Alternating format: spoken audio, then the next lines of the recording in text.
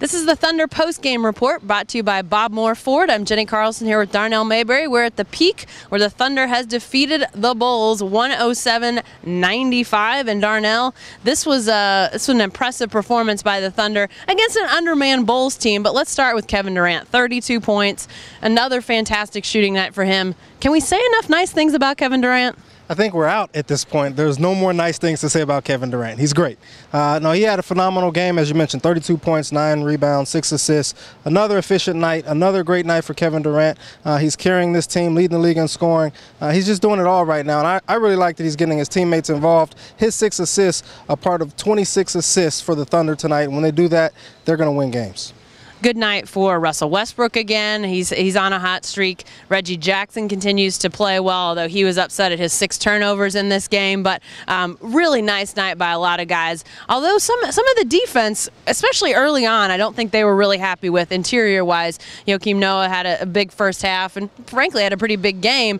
But defense really seemed to tighten up in the second half. Yeah, 37% shooting for the game, 95 points. They're playing really good defense here inside Chesapeake Energy Arena, and I think that's really what's keyed this run of late. 13-0 now at home. That matches the Seattle Supersonics 1970 whatever record for best home start. But it's really an encouraging sign for the Thunder because they're becoming unbeatable at home, and when they play good defense, as you mentioned, I think that's where it starts. They're becoming fairly unbeatable anywhere they play, but that gets tested on Saturday, Darnell. Let's spin ahead for just a second as this team heads to San Antonio on Saturday to play the Spurs.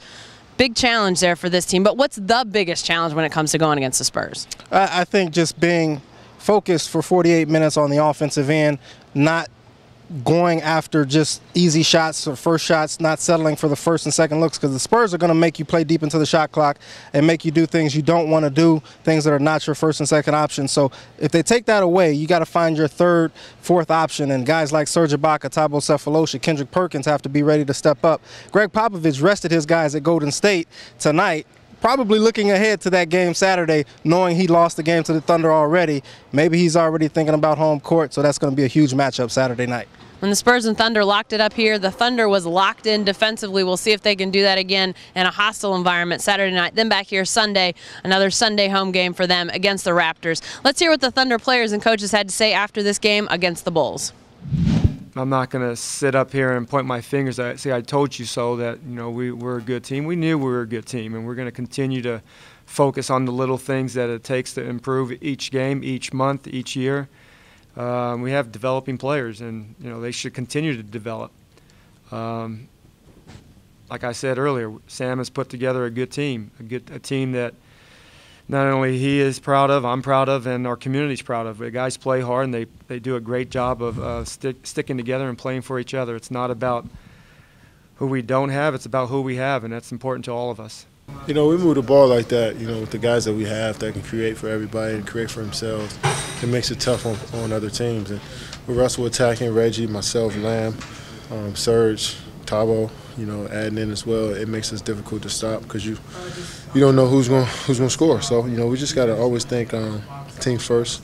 We're on the offensive end and taking good shots. And, our point guard did a great job of setting everything up and, spreading the table for us. And, it's our turn to eat when he gives us the ball.